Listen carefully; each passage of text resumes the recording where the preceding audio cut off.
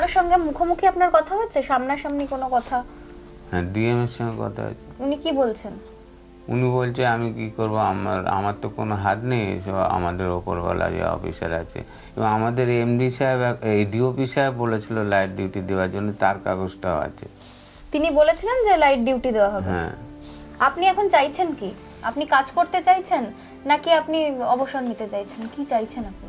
আমার দুটোর একটা হলে হবে, নয় আমাকে অবসর দেওয়া হোক, হ্যাঁ, মানে আমার যে ভিআরএস নিয়েছি সেই টাকা পয়সা দিয়ে দেওয়া হোক, অথবা আমার এই যে 1 বছর আছে আমাকে লাইট ডিউটি দেওয়া হোক, যদি টাকা পয়সা তারা না দিতে পারে। আপনি সেই দাবি জানিয়ে চিঠি দিয়েছেন, অ্যাপ্লিকেশন করেছেন? এমনি সেটা নিয়ে করতে গিয়ে উকিল বলেছে। উকিল কেন বলবে? আপনি তো আপনার সাথে কেস করেছিলেন, তারপর কি হলো? তারপর হয়তো ওই চিঠি দিয়েছে, যে এই চিঠিগুলো দিয়েছে। কেস করার পরে কোথায় আপনি কেস করেছেন? ডিপার্টমেন্টের রেটে, ডিপার্টমেন্টের এগেইনস্ট আপনি কেস করেছেন? কেস করেছিলেন যে আমাকে লাইট ডিউটি দেওয়া হোক, না হলে আমাকে ভিআরএস দেওয়া হোক। সেই কেস চলছে এখনো? সেই কেস ওই এখনো চলছে, কোন কোর্টে আজকে যাওয়ার হাইকোর্টে। সেই কেস চলছে এখনো? হ্যাঁ। তো প্রথমত আপনাকে একটা জিনিস পরিষ্কার বলে দিই, যেখানে আপনার কেস চলছে আপনি সেটা প্রথমে আমাদের জানাননি। আদালতে কোনো বিষয়ে বিচারাধীন থাকলে সে বিষয়ে কোনো সংবাদ মাধ্যম কাজ করতে পারেন না। জি হেল্পলাইন বিচারাধীন কোনো বিষয় নিয়ে কাজ করতে পারেন না। এক্ষেত্রে আদালত যা সিদ্ধান্ত নেবেন সেটাই চূড়ান্ত সিদ্ধান্ত।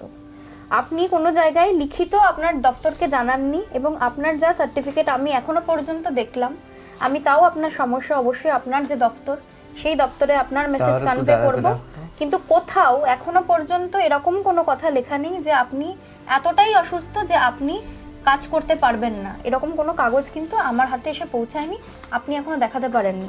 এখানে লেখা রয়েছে ইফ পসিবল, তাহলে যেন আপনাকে লাইট ডিউটি দেওয়া হয়।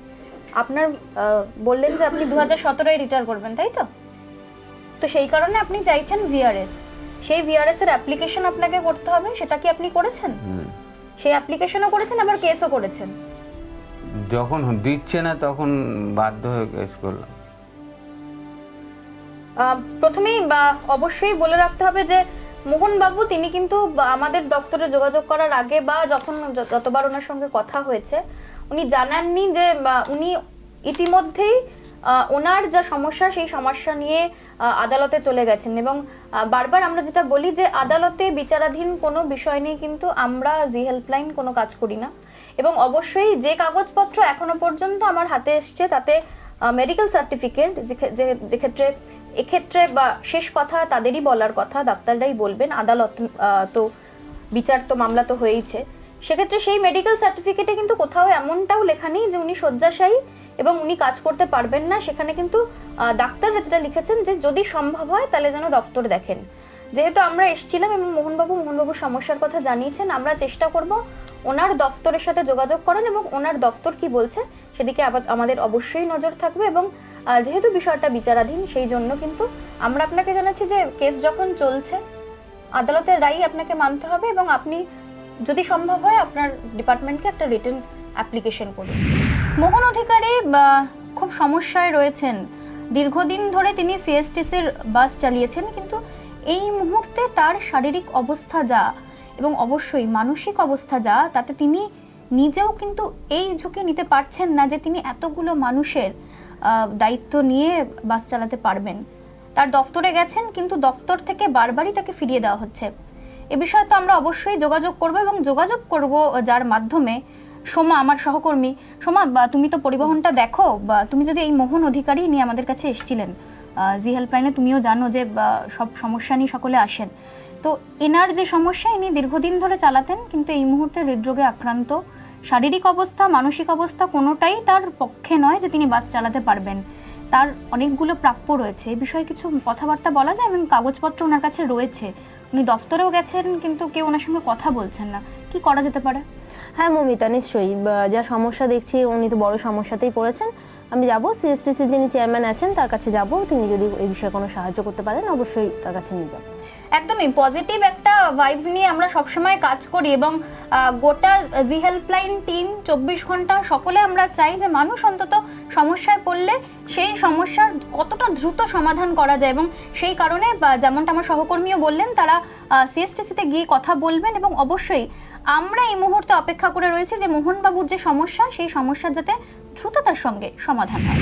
চিঠিপত্রের একাধিক আদান প্রদান হয়েছে এবং মোহনবাবুকেও তার দফতর থেকে একাধিকবার ডাকা হয়েছে, মেডিকেল টেস্টের জন্য বারবার করে ডাকা হয়েছে তাকে। এবং যেমনটা জানালাম, এবং মোহনবাবুরও সেরকমভাবে কোনো রকম সদুত্তর আমরা পেলাম না যে ডাক্তারের যে সার্টিফিকেট সেই সার্টিফিকেটে কিন্তু কোনো জায়গায় লেখা ছিল না যে তিনি একেবারেই কাজ করার মতো অবস্থায় নেই। এমন অবস্থায় মোহনবাবুর তরফ থেকে একটি কেস করেছেন এবং দফতরের সঙ্গে আমরা যোগাযোগ করেছিলাম, তারপরেও তারা অবশ্যই বলছেন যে যেহেতু বিষয়টি এই মুহূর্তে বিচারাধীন, খুব স্বাভাবিকভাবেই হাইকোর্টের রায় কী হয় সেদিকে তাদের নজর রয়েছে। হাইকোর্টের রায় অবশ্যই এক্ষেত্রে চূড়ান্ত। সমস্যায় পড়তে পারেন আপনিও হতে পারেন দুর্নীতির শিকার বা আপনার ন্যায্য অধিকার থেকে বঞ্চিত।